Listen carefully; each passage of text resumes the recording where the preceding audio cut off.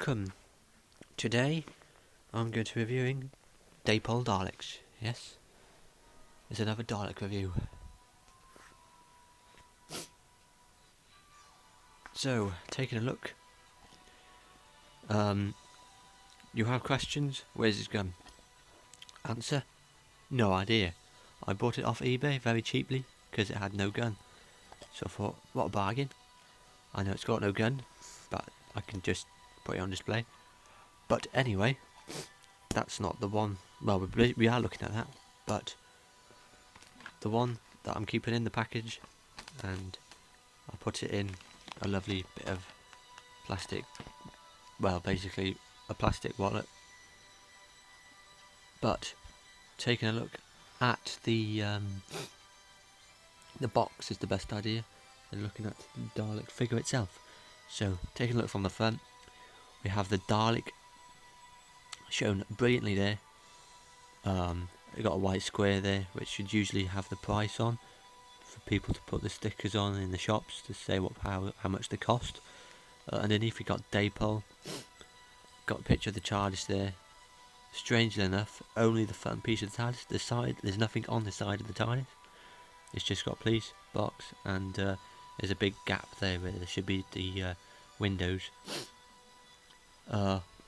One of a series with movable limbs, Doctor Who figure on the back.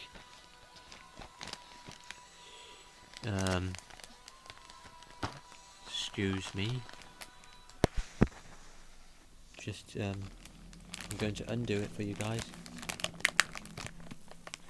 so you can properly see it.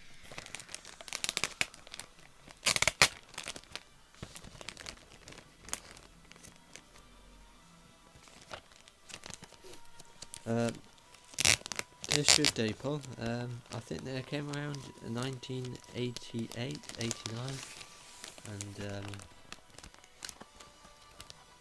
the first boxes were in a black issued one. Basically a box that looked very much like Sylvester McCoy's era, as it had the Sylvester McCoy era logo on the top and not this fourth Doc logo. It also had black with spotty design, if I'm correct, but this is a rainbow design.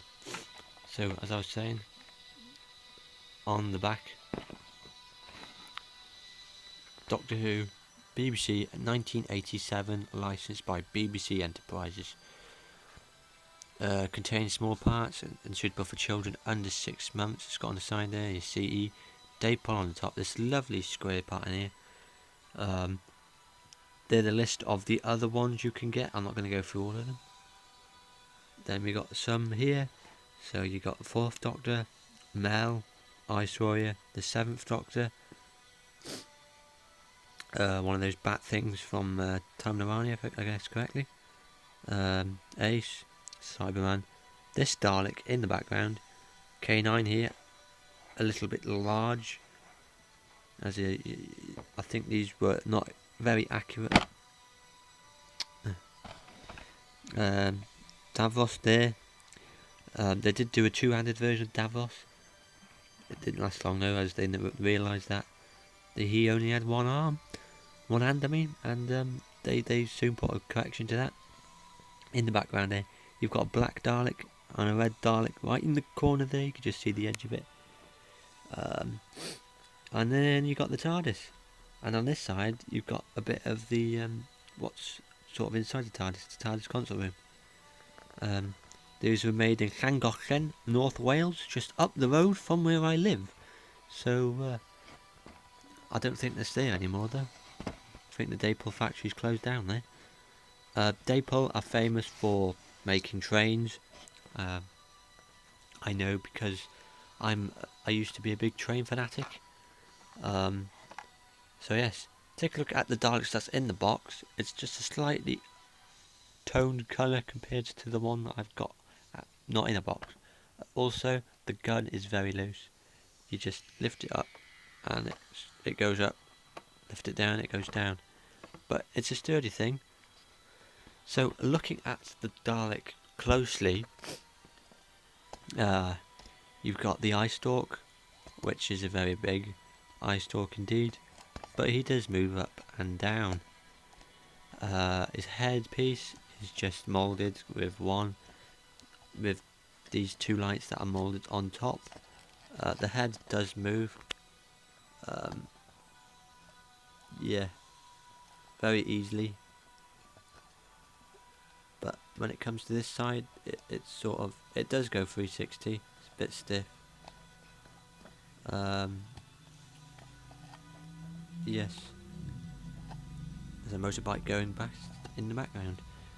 Anyway, carrying on with this Dalek. It's a bit chunky. It looks as though he's been fattening himself up for Christmas. Taking a closer look at it.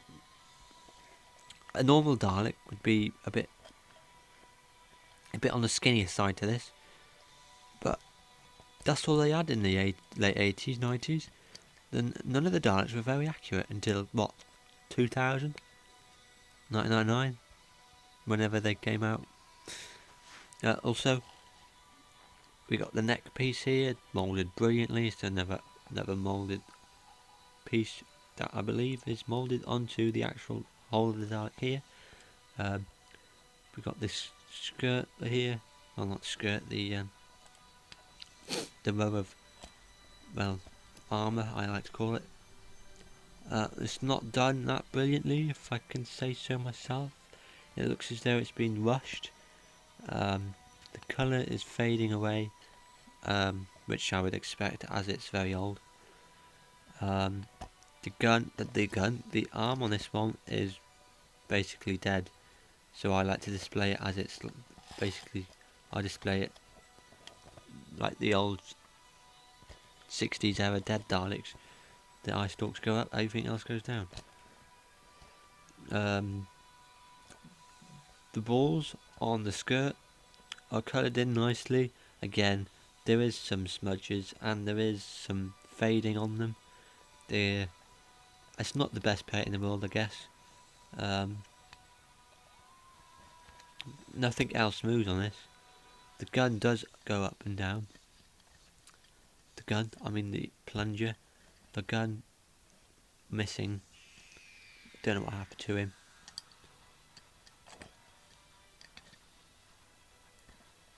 Yeah, it's a dead Dalek. It's too dead to me.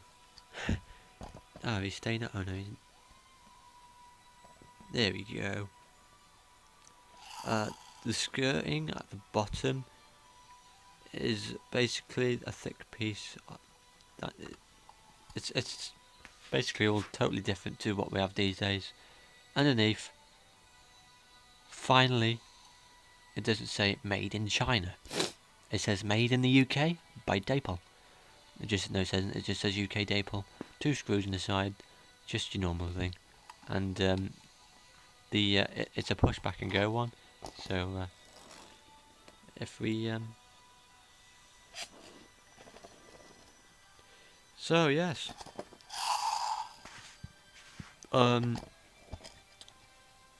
this is my last classic Dalek I've got.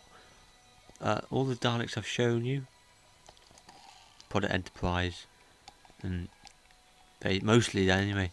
I haven't got any more, so the next Daleks we'll be looking at in the future might be the 3.75 versions.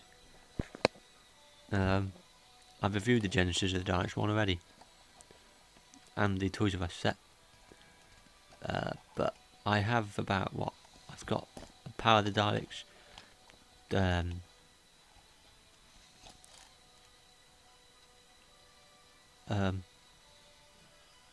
Supreme from Day of the Daleks,